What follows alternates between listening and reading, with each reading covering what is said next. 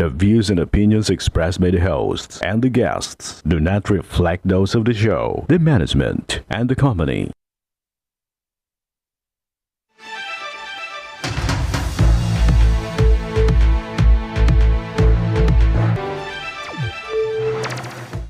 Magandang hapon sa ating mga masugid na taga-subaybay.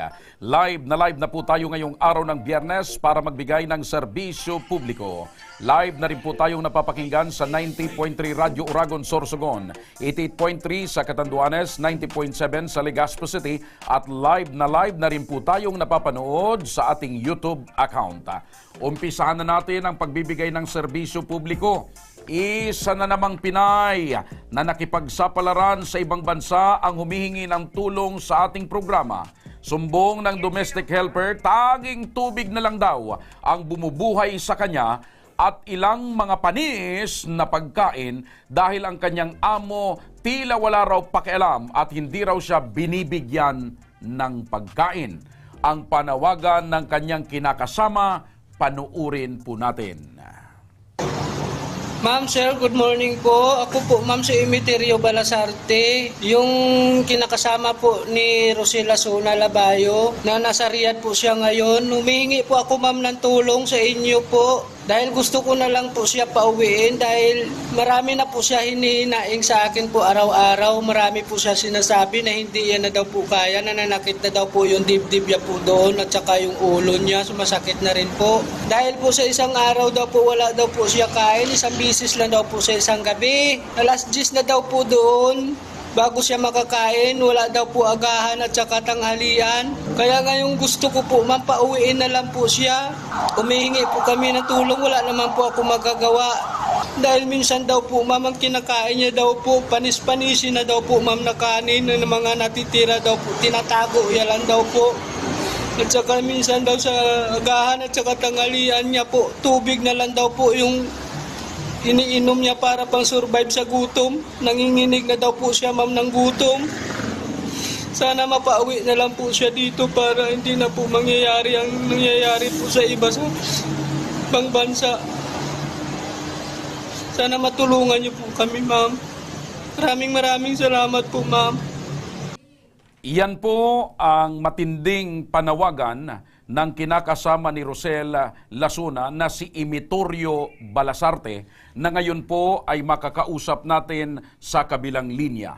Emeterio Balasarte, magandang hapon. Sir, magandang hapon po, sir. Ako po si Emeterio Balasarte. Humihingi po ako, sir, na sa inyo sandali, po ng tulong. Emeterio, sandali. So ang pangalan mo, Emeterio Balasarte. Tama po, sir. Opo, ano yung palayaw mo? Kasi nahahabaan ako sa Emeterio. Dudoy po. Ah? Dudoy na lang po. Dudoy. Okay, Dudoy. Magandang hapon sa iyo, Dudoy.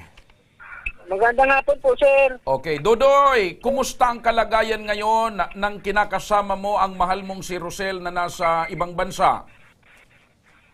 Ito nga po, sir. Humihingi nga po ako ng tulong po sa inyo dahil po gabi-gabi na lang po siya, sir, nagchat-chat po sa akin tuwing tapos siya po magtrabaho. Okay. So ano daw ang kasi napanood ko yung panawagan mo kanina, totoo ba 'yon na hindi siya pinapakain ng maayos, mga panis na pagkain ang kinakain niya, tinatago niya lamang at bihira pa siyang makakain? Tama po, sir. Umpisa po siya, sir, mag-alas 6, sir, magtrabaho, sir. Kape lang daw po, sir, yung iniinom niya po, sir, hanggang sa gabi po, sir. Wala naman daw po, sir, tanghalian po. Apunan na lang po. Diretso po, alas. Ganun na lang po daw, sir. Nakwento Kaya ba? tubig na lang daw po. Naikwento ba sa iyo ni Rosel kung bakit ganun? Ano, kuripot daw yung amo niya o talagang ayaw magpakain ng amo niya? Hindi naman po, sir, daw maitanong, baka magalit daw po sa kanya yung amo niya, kaya hindi po siya nagsasabi ng ganun kasi yun lang daw po, sir, ang binibigay po sa kanya. Okay. Ito bang kinakasama mo, ilang taong gulang na ito? Nasa 36 na po, sir. 36. May anak kayo? Tama po, sir. Ilan ang anak ninyo? Isa po, sir. Isa po. Isa. Okay. Itong si Rosel, kailan pa nagtrabaho doon sa abroad, sa Riyadh? Nung umalis po siya dito, sir, nung July 14 po, sir. Dito lang po. Itong July 2023. Tama po, sir. So mga mahigit isang buwan pa lang. Tama po, sir. Tama po. Okay. Unang beses niya ba itong pagtatrabaho sa ibang bansa o first time niya ito? Tama po, sir. First time po, sir. First time. Bakit mo pinayagang magtrabaho sa ibang bansa itong si Rosel? Gusto rin po, sir, makatulong sa akin po, sir, at saka sa anak niya po doon, sir, sa province po nila, sir. May anak po kasi siya, dalawa. Saka sa magulang niya po. Maliban sa anak ninyo, may anak siya sa una. Tama po, sir. Okay. Kailan mo huling nakausap itong si Rosel?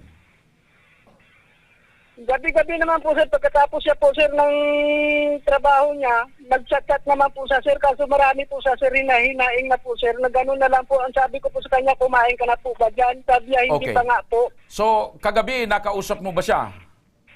Tama po, sir. Ano ang mga huli niyang sinabi sa iyo or naisumbong or naikwento niya sa iyo? Ayun nga po, sir. Tinatanong ko nga po siya kung nakakain siya. Sabi niya, hindi pa nga po. Yun nga po ang kinakain niya daw. Ang pinahugasan daw sa kanya yung kaldero na itapon na yung kanin. Tinago niya nga daw po dahil yun ang kinakain niya na lang. Okay. Dodoy, sa tuwing makakausap mo itong si Rosel, itong kinakasama mo, at sinasabi niya sa iyo na hindi siya makakain ng maayos or kumakain siya ng mga panis, ano ang nararamdaman mo? Siyempre po, sir, masakit po sa akin. Gusto ko na lang nandito na lang po sa sir. Kahit akong walang makakain, sila makakain lang po. Nung nandito pa ba sa Pilipinas, Dodoy, itong si Rosel, ni minsan hindi mo ba siya pinakain ng panis? Hindi po, sir. Hindi po yun. Kasi Anong kahit madalas dito mong nga, ipakain sa kanya nung nandito pa siya sa Pilipinas? Siyempre po, sir, sa minsan nga, sa sobra pa sa 3 bisis makakain po yan, sir. Ano-ano yung mga pinapakain mo nung nandito pa siya? Siyempre po, sir, kanin, may ulam, kumplito lahat po, sir. Crispy pata, sisig. Pag mayroon po, sir, allowance po, sir, ang pira namin, ganun. Ayun, okay. Nakausap nyo na ba yung local recruitment agency nitong si Rosel? At ano ang sabi ng agency? Noong una po, sir, natawag po ako sa kanila. Kaso nung huli po, sir, wala na rin po, sir. Hindi na nga rin po ako, sir, nakipag-ugnayan sa kanila dahil parang wala rin po, sir, So ibig sabihin, nagsumbong ka sa agency pero wala silang ginawang aksyon. Ayun na nga, ayun ang sabi nila, palakasin na nga loob, palakasin mo nga, malakas nga yung loob, kaso gutom nga yung gawa doon ng isa. Okay. So ngayon, sino nag-aalaga doon sa anak ninyo? Ano bang hanap buhay mo, Dudoy? Ay, nandun po, sir, sa mamaya sa Quezon po. Yun na lang po ang pinabantay namin nung umalis po siya. Ikaw, anong hanap buhay mo? Anong trabaho mo, Dudoy? Ay, isa lang pong security po, sir. Ay, walang lang. Security. Dapat Sir, isa akong security, security. sir. Mahirap ang trabaho ng security. Ito bang pag-abroad ni Rosel ay kinonsulta niya sa iyo o sarili niyang kagustuhan? Tama po, sir. Sa amin nga po, sir, kasi gusto nga po. So nag-usap namon, kayo? sir, tama po, sir. Nga gusto rin po namin magtulungan. Ayun, oo. Ibig sabihin, yung pag-abroad sana, sa tingin ninyo makakatulong para gumaan yung buhay ninyo at magkaroon ng magandang kinabukasan yung pamilya nyo, lalo na yung anak ninyo. Tama po, sir. Okay. Ngayon, ano ang gustong mangyari ni Rosel at ikaw? Ano rin ang gusto mong mangyari sa ngayon?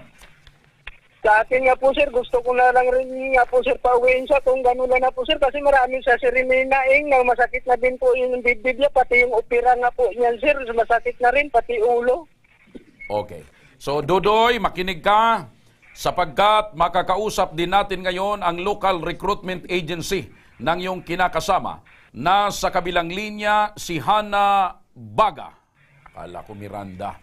Hana Baga, ang welfare officer ng WSP International Manpower Agency. Magandang hapon, Binibining Hana. Yes po, sir. Magandang hapon po. Opo, Binibining Hana, ano po ba yung pinakaposisyon mo dyan sa agency nyo?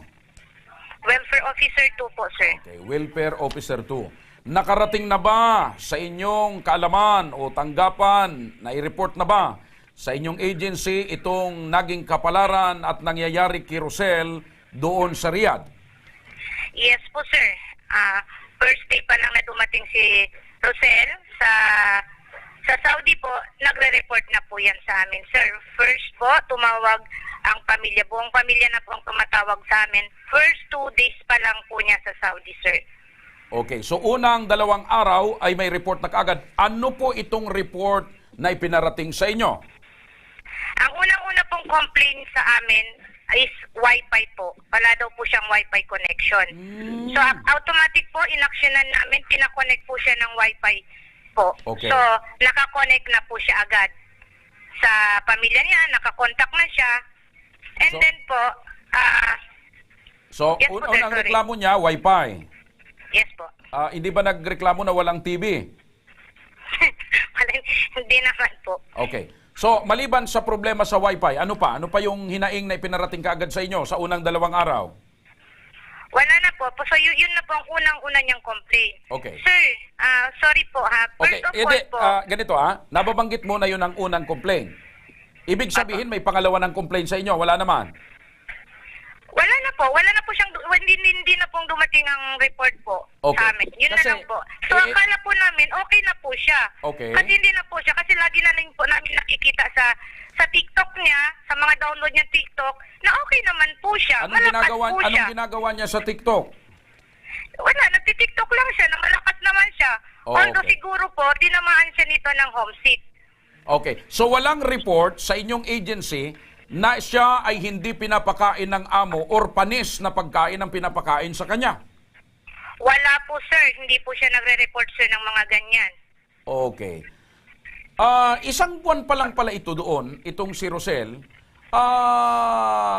Ngayon, ganito na yung kanyang reklamo at ganito na yung kanyang hinaing na masakit na raw yung pakiramdam, mas kasakit ng katawan niya, hindi siya nakakakain, isang beses lang pakainin sa maghapon. Ano pong gagawin natin dito? Yes po, sir. Yung complaint po niya, ngayon po agad kasi may tumawag na sa amin. Opo. And ito na po ang nangyari na to. So, inaksyonan po namin to agad. Actually po, sir, yung asawa niya, nagchat-chat ngayon. Ngayon lang po siya nagsabi na natatakot daw siya magsumbong sa amin.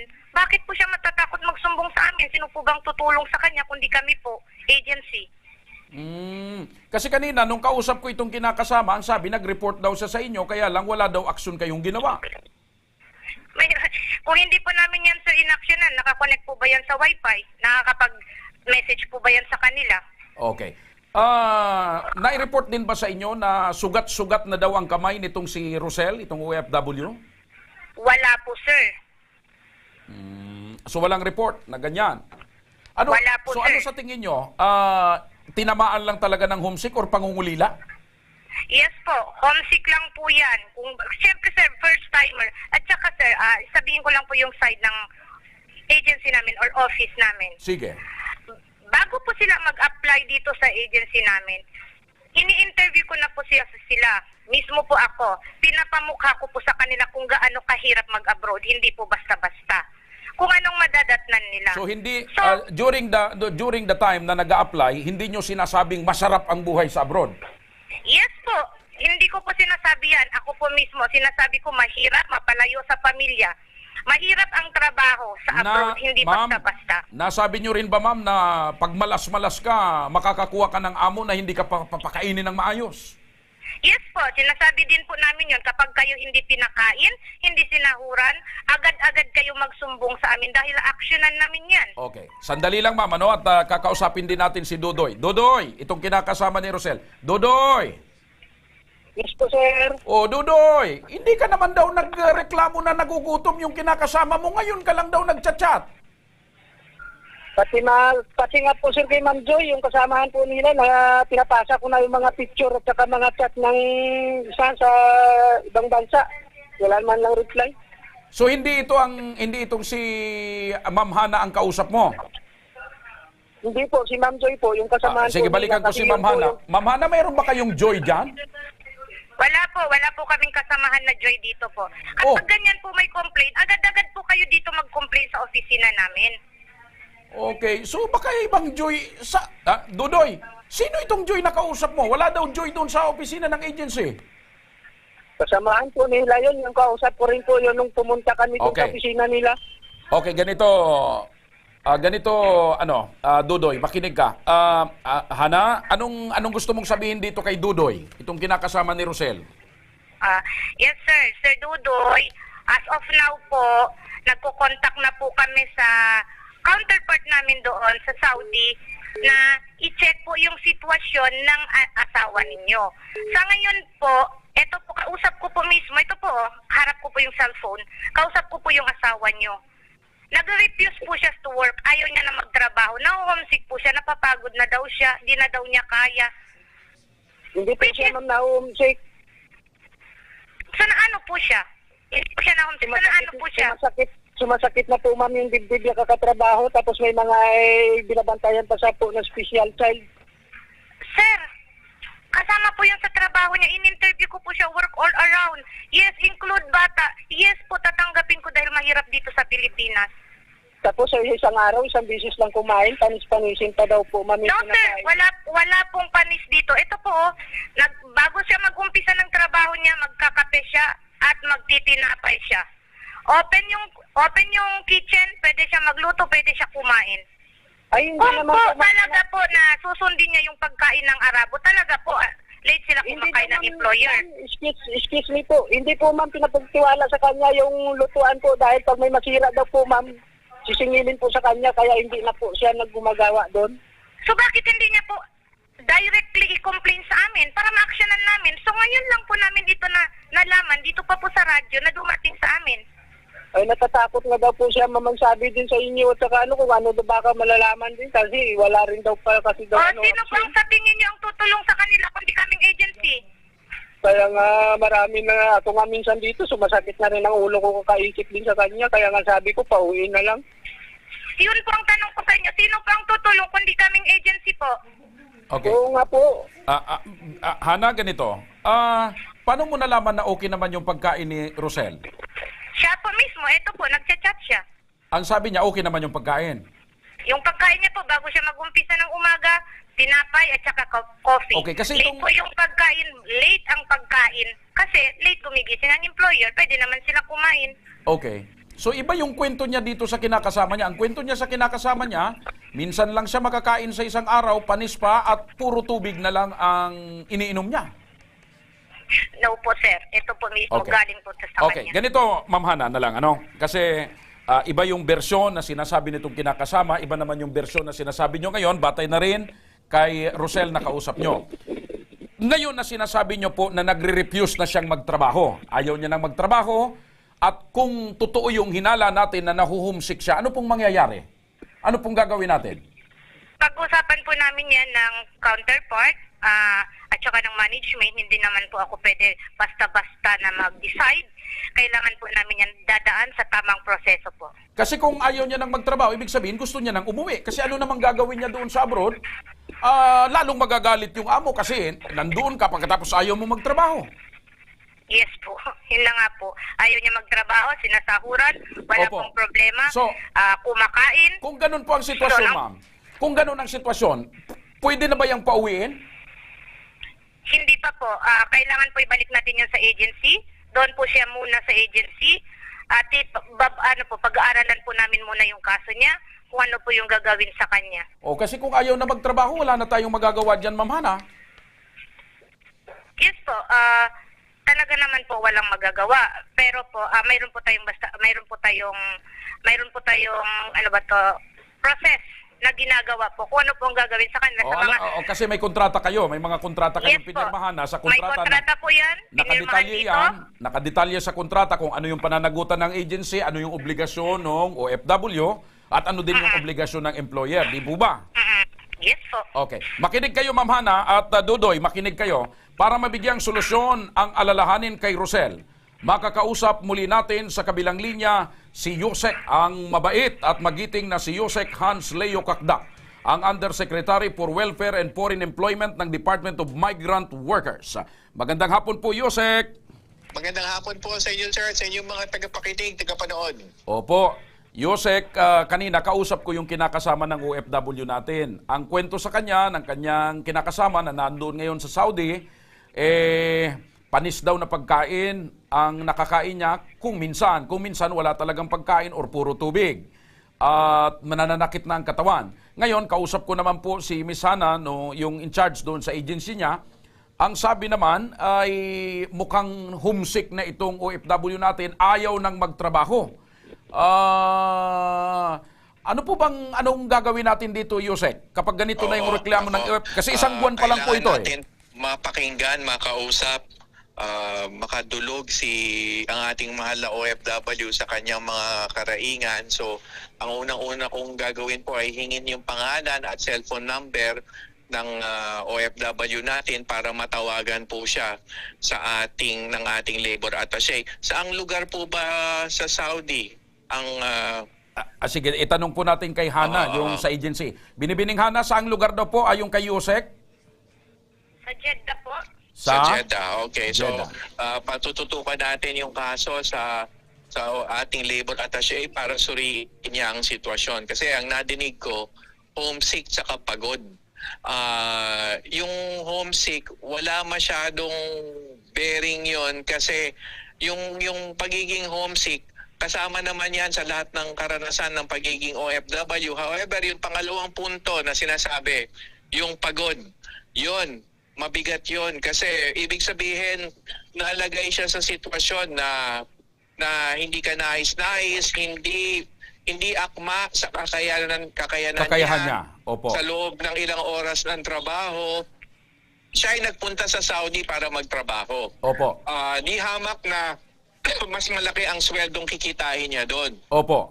Ngayon, para sabihing tatalikuran niya lahat yan, dahil may sumbong reklamo siya, ay bibigyan natin ng puwang magpaliwanag ang ating OFW. Kasi hindi niya basta-basta tatalikuran ng magandang sahod at ang pagkakataon na buhayin ng kanyang pamilya nang dahil lamang sa dahilan na homesick, mali o hindi wasto. Opo, so, opo. labag sa karanasan kasi kung nagkukunwari lang pala siya, pero ang kapalit noon, uuwi siya at wala siyang trabaho. So, bibigyan natin ng tsansa, pagkakataon yung kababayan natin magpaliwanag, sir. Kasi sa Opo. ganang akin, seryoso yung kanyang sinasabing napapagod siya. Opo. Yusek, bigyan lang po natin ng pagkakataon, Yusek. Pwede po ba nating mapakinggan kasi nasa linya na si OFW para marinig nyo rin po, Yusek, kung ano talaga ang hinaing niya. Nasa kabilang linya, itong si Rosel. Rosel, magandang hapon sa iyo. Hello po. Pakilakas mo lang ang boses mo, Rosel. Magandang hapon. Hindi ko po malakasan kasi dito po ako sa CR. Nasa CR ka. Hindi ko alam na nagamit po ako ng cellphone kasi bawal. Okay. Sa So, hindi lang po ako madalian lang ito, Rosel, kasi nagtatago ka pala dyan ngayon sa CR. Ano ba talaga ang kalagayan mo dyan? Bakit gusto mo nang umuwi? kasi po nangihina ako sa trabaho. Minsan, kape lang po yung inaano ko sa umaga. Tapos nakain po kami wala sa oras, minsan po alas 2, alas 4. Tapos po minsan sa gabi, wala po kain. Umaga na po yun ulit. Okay. So, hindi mo na kaya, masakit na yung katawan mo, masakit ng dibdib mo, at hindi ka nakakakain ng maayos. Opo, pati po yung likod ko, saka po yung opera ko, sumasakit. Masakit yung likod mo at masakit yung inoperahan sa'yo. Opo. Ano lang ba yung nakakain mo dyan? Para lang marinig ni Yosek. Ano ba yung ano lang pinapakain sa'yo? Anong nakakain mo dyan? Sa isang araw po, isang beses lang po kumain ng kain. Isang araw, isang beses lang. Anong klaseng pagkain? Yung po, yung may halo po. Karning manok lang po. Puro karning manok. Tapos yung pong tinapay. Ano lang kupos ba yun? So may halong karning manok at saka tinapay. Okay. So ngayon, Rosel, ano ang gusto mong mangyari? Gusto mo nang umuwi? Opo, gusto ko na lang po umuwi. Diyan na lang po ako Ayaw mo nang magtrabaho dyan? nakaslak. Okay. Ayaw ko na po. Okay. Parang nagtutruma po ako. Okay. Sige, Rosel, bibitawan na kita kasi nagtatago ka sa CR. Makinig ka lang muna. Balikan ko lang si Yosek. Yosek, magandang hapon po uli. Mabaliw na din. Baka po mabaliw na Malinaw, ako dito, sir. napakalinaw. Mas malinaw pa sa sikat ng araw na siya ay nasa kalagayan na hindi ka nais-nais at paglabag ng kontrata. So, agad na natin siyang kakausapin. So, kukunin ko uli yung contact number para magkaroon ng kaparaanan yung ating labor attaché na maisaayos yung kanyang pagdadala sa shelter. Kakausapin yung Saudi agency, Opo. kakausapin namin yung Philippine agency dito, kakausapin yung pamahalaan ng Saudi para magtulong-tulong kasi Opo.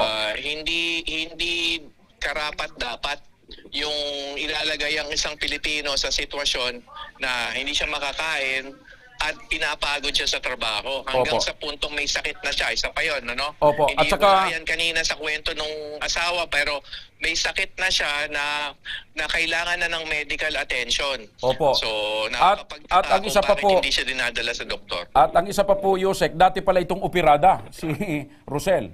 Sumasakit na daw yung inoperahan sa kanya, yung nandito pa siya sa Pilipinas. Ay isa pang bagay yon sir kasi paano siya nakapasa ng medical examination kung may ganyan sitwasyon.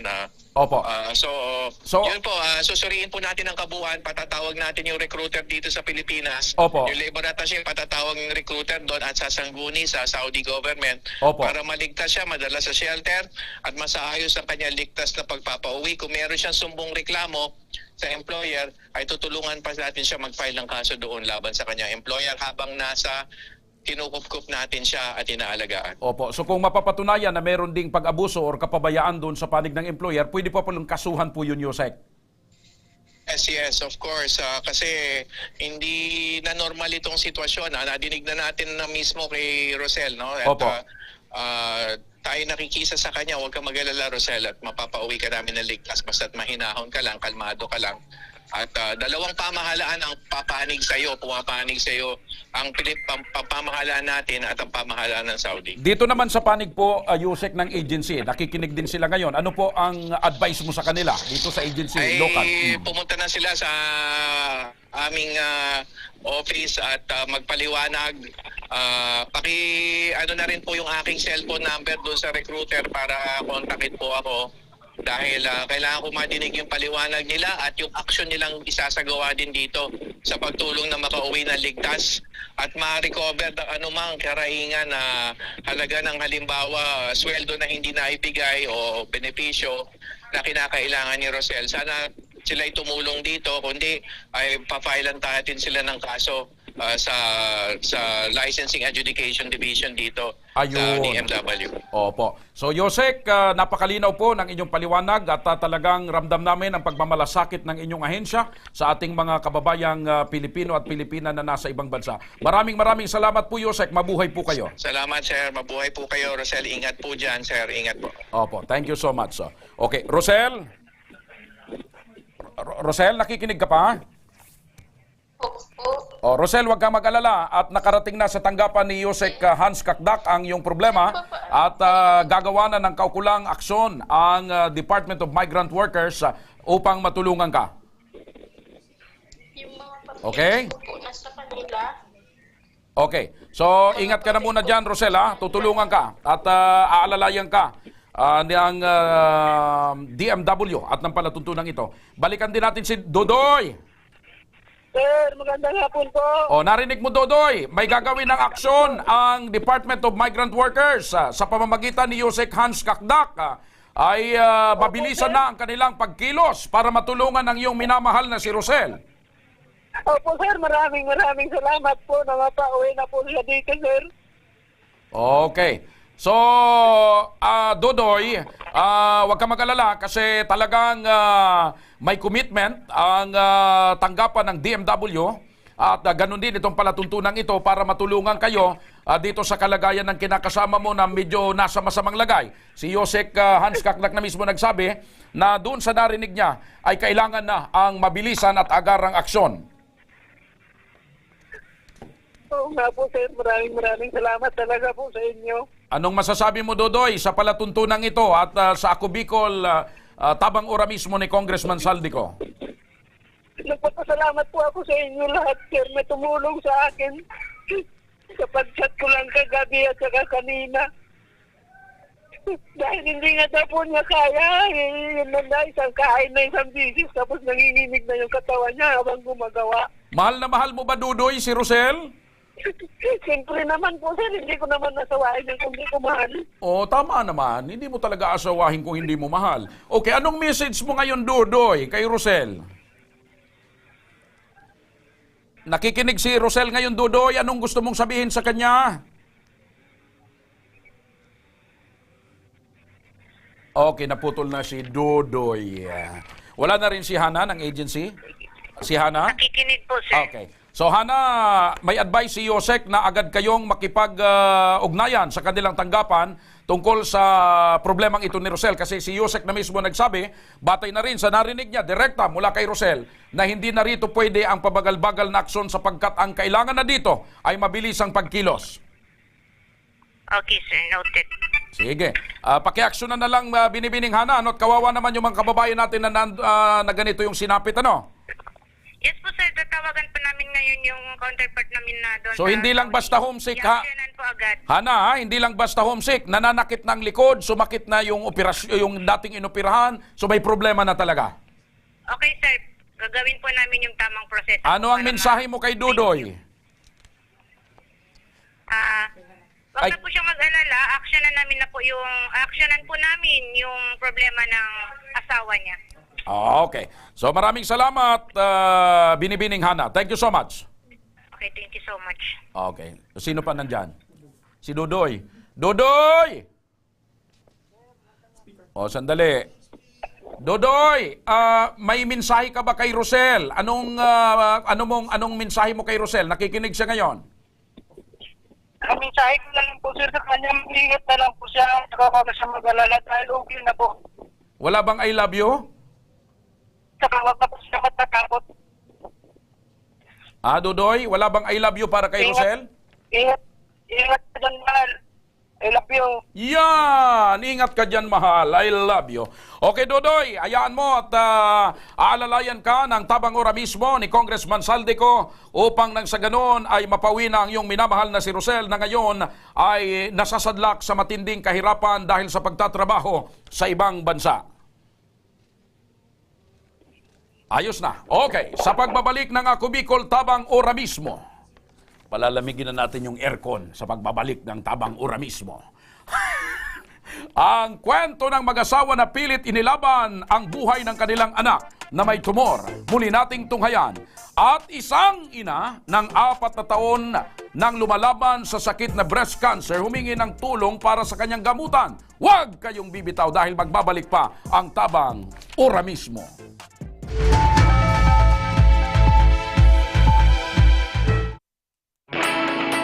Naghahanap ka ba ng trabaho? Marunong ka bang mag-shoot ng video?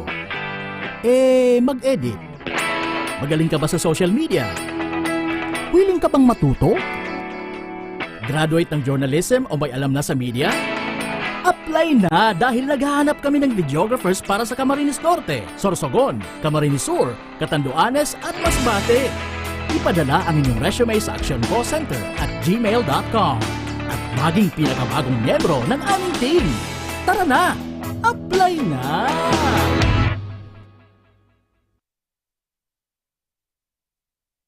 Nangunguna pa rin sa pagpapagawa at pagpapaayos ng mga kalsada sa buong Kabikulan, mga panturismong infrastruktura, Kaya salamat sa Ako Bicol, kadapulan ang tabang digdi sa muya. mga paaralan at mga gusaling kapakipakinabang. Maraming salamat, Ako Bicol Partiles. Marami pong salamat. Mahigit 1 dekada ng naninilbihan, Ako Bicol, katabang na, kasurug pa. Daan-daan na po ang mga nakapagtapos at may mga kanya-kanya ng propesyon. Sa kanilang pagpupunyagi, walang masidlan ang kanilang mga ngiti. Inat sa gabos, nagpapasalamat po ako sa AKB. Gusto ko lang po magpasalamat sa Ako Bicol sa opportunity na tigtatao po arog po sa kuya na estudyante. Dahil naandyan lang, katuwang lagi, Ako Bicol, katabang na, kasurug pa. Tucked away in the province of Albay, known for its perfectly shaped Mayon volcano,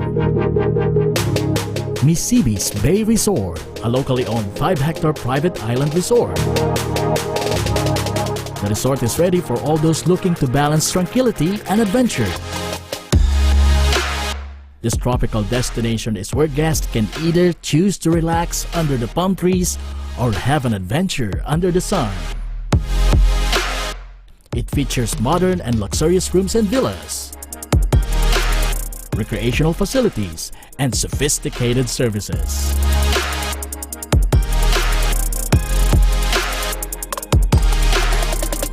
Come and experience Mississippi's Bay Resort, your tropical island getaway.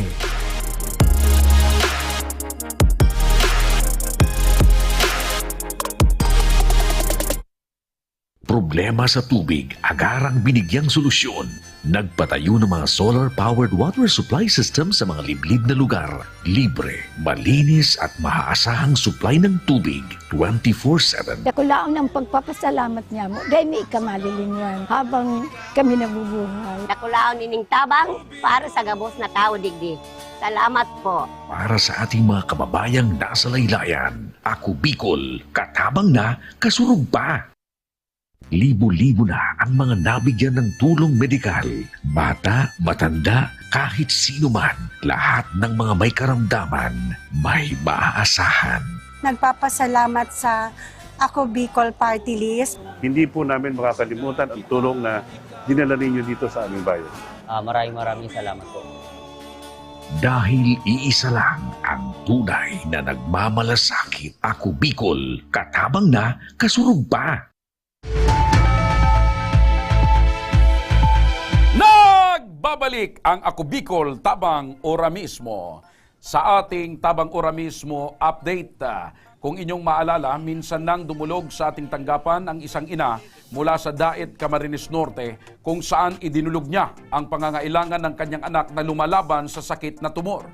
Dahil sa sakit, lumuwa na ang dalawa nitong mga mata at tuluyan ng nabulag. Kaya naman ora mismo rin tayong nagpaabot ng ating tulong. Ang nakakaantig na kwento ng mga magulang ni Bibi Kian, panuurin po natin. Ang tanging alay ko sa'yo aking ama, ay buong buhay ko, puso at kaluluwa. Kung may chance lang mabuhay siya, mamatay ako, ora mismo po. Payag po ako, ma'am. Kaso wala pong ganun pala.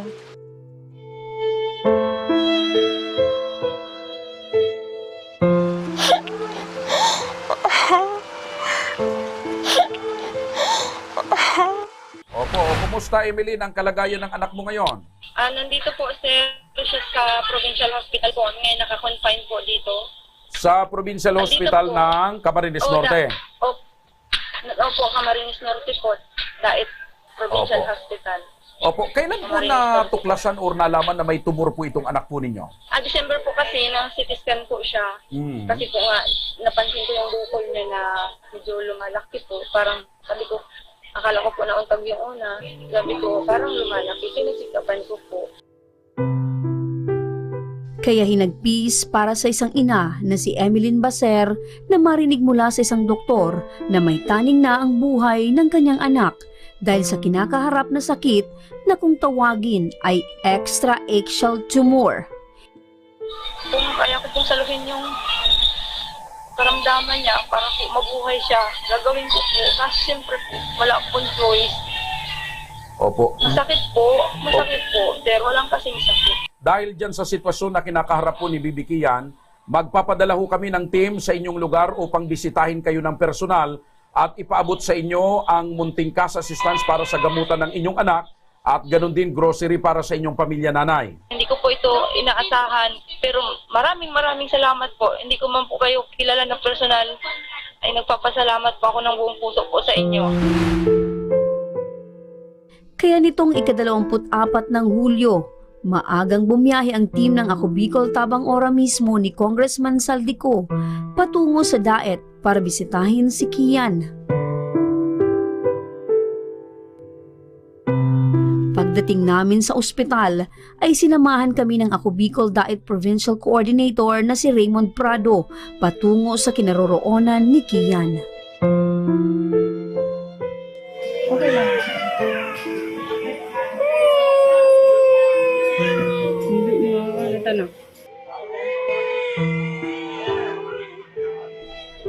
Kung saan, personal naming nasilayan ang mayat mayang pag-iyak ni Kian dahil sa sakit na dulot ng kanyang malubhang karamdaman.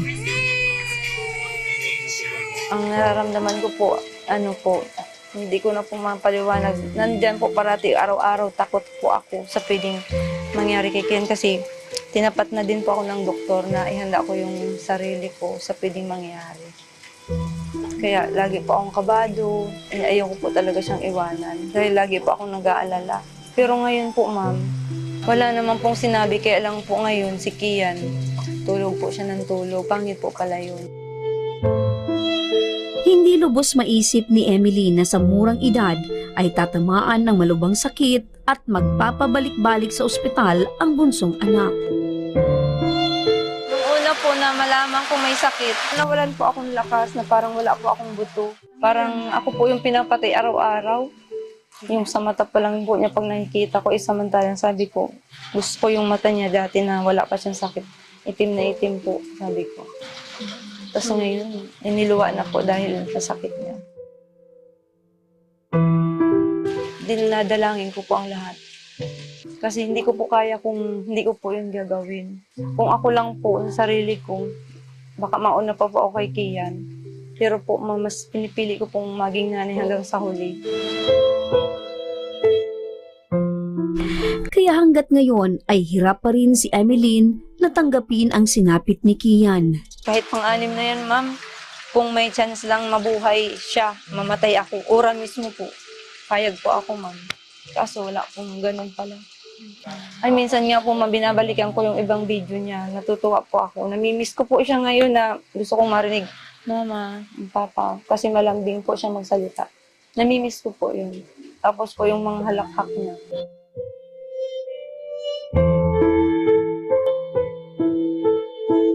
Opo, halimbawa daw po kung sakaling dumating yung time na tumigil na yung tibok ng puso ni Kian. Kung willing daw po ako na may gamot po silang ituturok para kung sakaling ma-revive pa. Sa totoo lang po, lahat ko naman po, ma'am, inisip na sabi ko ano kaya hanggang huli ilaban ko. Pero iniisip ko din naman po, ma'am, na matagal na po siyang naghihirap. Minsan kasi, ma'am, yung umiiyak yun, gaganyan siya. Yung talaga pong ramdam ko yung matinding sakit na nararamdaman niya.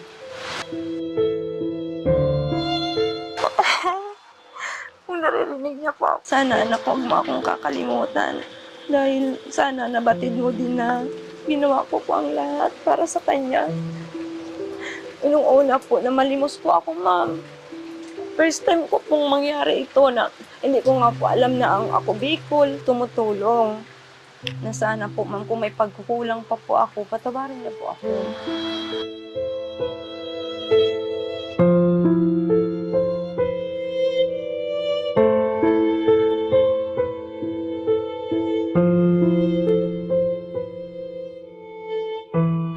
Kwento naman ng amang si Arnulfo Baser, mas nilakasan pa niya ang kanyang loob na tanging pamamasada ng tricycle ang pinagkakakitaan para buhayin ang kanyang pamilya. Tiyaga lang, minsan pag wala po, makikiusap po ako kung pwedeng gano'n na muna yung boundary ko. Sa ngayon po, ma'am, medyo karanday po ako na papakali ay tuwing pabalik-balik po si Kian sa provincial, minsan po, parang pinipigilan ko lang po yung sarili ko na hindi umiyak pero hindi maiwasan po.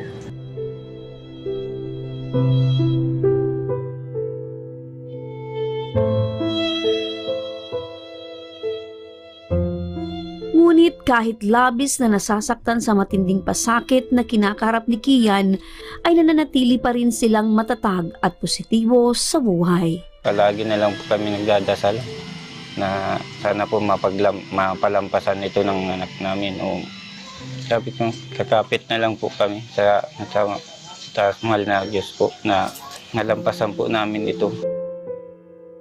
Para tuparin ang naipangako ay nag-abot ng munting tulong at sorpresa ang Ako Bicol Party List at Tabang Ora mismo program ni Congressman Saldico sa pamilya Baser upang maibsan ang hirap na nararanasan nila. May hatid pong tulong ang Ako Bicol Tabang Ora mismo. Mula po nung makausap po si nanay sa aming tanggapan, ay agad ko pong binigyan ng aksyon na kahit paano po maiparating ko sa ating butihing congressman ng Ako Bicol, Congressman Saldico, na matulungan po kayo.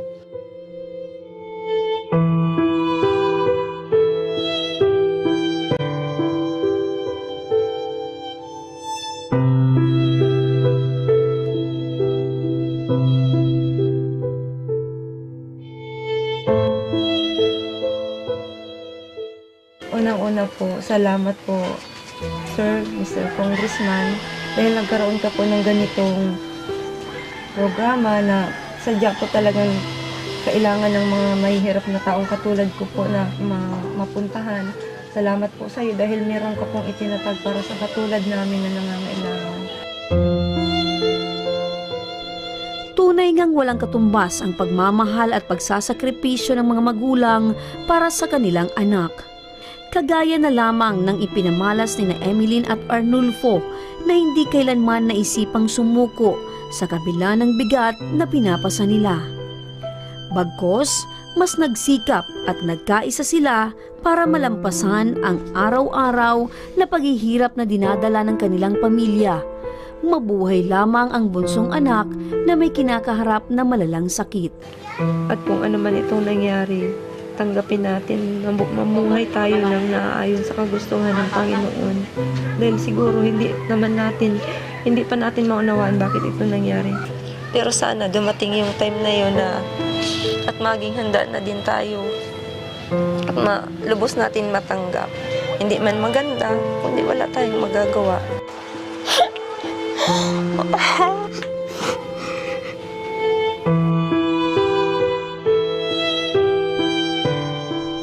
Makalipas ang ilang araw, naipaabot sa aming tanggapan ang malungkot na balita na nitong 2 lamang ng Agosto ay namaalam na si Kian. Kaya taos-pusong pakikiramay at dasal ang alay ng programang Ako Bicol Tabang Ora mismo para sa pamilya Baser.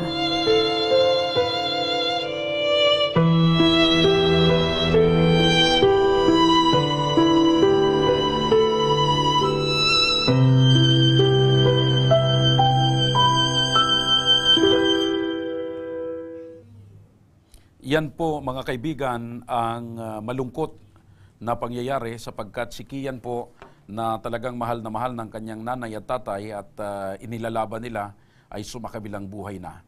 Muli po, nakikiramay ang palatuntunan ito sa pamilya ni Nanay Emeline Baser sa pagpaalam po o pamamaalam po ni Kian dito po sa ating daigdig. Samantala, dumako naman tayo sa isa pang kwento ng pakikipaglaban sa buhay.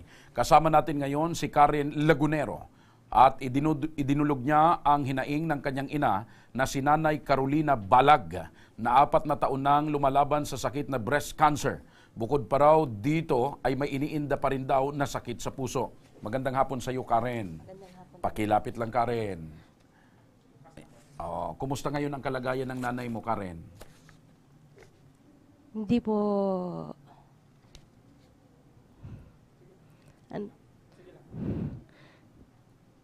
Nasa hindi magandang kalagayan yung nanay mo. Kaya naiiyak ka, Karen. Okay. Kumusta ang sitwasyon niya ngayon? Hindi na po siya masyadong malakas. So, nakahiga na lang siya palagi? Kaya po, pumunta ako dito sa para humingi ng tulong para madugtungan naman ang buhay ng nanay ko. Okay. Kailan pa ba nagkasakit ng ganito yung nanay mo? Tagal na po siyang may sakit na breast cancer. 2018 nalaman niya tapos na may breast cancer siya. Nasa anong estado na raw or stage yung cancer ng nanay mo? Nalaman niya stage 1 tapos ayaw niya nang magpa-check up dahil na-stress nga siya. Tapos matagal ng panahon, ngayon lang naman siya nag-decide na magpapa-check up siya. So, noon nagpa-check up siya, nalaman niya stage 1, tapos hindi siya nagpa-check up. Hindi siya nagpagamot. Ano lang yung ginawa? Nag-herbal lang po siya. Nag-herbal lang. Okay. Ano yung nagtulak kay nanay? Bakit ngayon gusto niya na magpa-check up uli? In-encourage po siya ng pinsan ko para tumagal pa raw yung buhay ng nanay. Ilang taon na ba itong nanay mo? Po. Ilang taon na si nanay? 61 years old. 61. Ilan kayong mga anak ni nanay? Bali, 6 po kaming anak ni mama. Nasaan naman po yung tatay po ninyo? Nandun po sa bahay niya. May kubo po siyang... Nakakapaghanap buhay pa ba yung tatay nyo? Matagal na pong patay. Ang papa ko po matagal na pong matagal patay. ng patay. Opo. So sinanay mo na lang ang buhay. Opo. Nasa kubo-kubo. Okay. So kayo bang mga magkakapatid, lahat din may asawa na? May mga Lahat hanap na po buhay kami na? may asawa. May mga hanap buhay din po ba? Meron na po. Opo. So, ibig sabihin, nag-aambag-ambag kayong magkakapatid para sa pang-araw-araw na pangangailangan ni nanay? 4 lang po yung may mga trabaho. Kaso, kapos din po kami. Tapos kahit anong gawin po namin na pag-aambag ng pagbigay ng panggamot para kay mama, kaso kulang pa rin. Kulang pa rin. Oo. Pero, binibigay namin kasi para may pang-inom si mama ng gamot. Para makainom ng gamot. Oo. So kayong kasi 4 na magkakapatid, palagi niyang iniinda na. Sobrang sakit ng kayong dila 4 na magkakapatid, nagtutulong-tulong kayo. Nagtutulong-tulong kayong 4 na magkakapatid. So ngayon, ang pinakanais talaga ninyo ay mapacheck up. Mapagamot po ang mama. Mapagamot ang inyong nanay. Okay.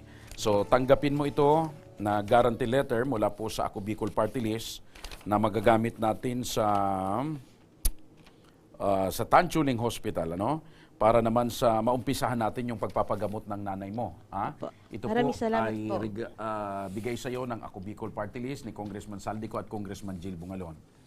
Okay po. Para may magagamit na kayo para agad na mapatingnan yung nanay sa doktor. Ano po? Okay. Ano pong masasabi po ninyo sa palatuntunan ito ni Congressman Saldico? Maraming salamat po sa tinulong po ninyo para madugtungan po ang buhay ng mama ko. At bukod dyan, ay may pabaon pa na ibibigay kami sa inyo para may magamit si nanay, may pagkain si nanay, no? Sa bahay. Padala pa rin yan ni Congressman Saldico at ng palatuntunan ito. Salamat po sa mga binigay niyo po sa amin. Malaking tulong po ito. Yan po ang gusto ni Congressman Saldico ng Ako Bicol na matulungan po kayong mga nangangailangan. Ano po? Okay. Mga kaibigan, sa mga may problemang legal at medikal na nais humingi ng tulong sa ating programa, maaari po kayong magsadya sa aming tanggapan sa ground floor ng Embarcadero de Legazpi, Victoria Village, Legazpi City. Bukas po ang aming tanggapan mula Lunes hanggang Sabado alas 8 ng umaga hanggang alas 5 ng hapon. Sa mga nasa Metro Manila naman po at kalapit na lugar, maaari po kayong humingi ng tulong sa Action Call Center sa North Wing ng Batasang Pambansa. Magpunta lamang po kayo tuwing araw ng Lunes alas 8 ng umaga hanggang alauna ng hapon. Maaari din kayong magpadala ng inyong mensahe sa aming official Facebook page na Ako Bicol Tabang Ora mismo. Kahit anong reklamo po ay aming tinatanggap. Huwag nyo rin pong kalimutang i-follow ang aming mga official social media account. Sa aming Facebook account, Ako Bicol Tabang Ora mismo ni Congressman Saldico. Sa aming YouTube, Ako Bicol Tabang Ora mismo. Meron din kaming TikTok account at Ako Bicol Tabang Ora mismo.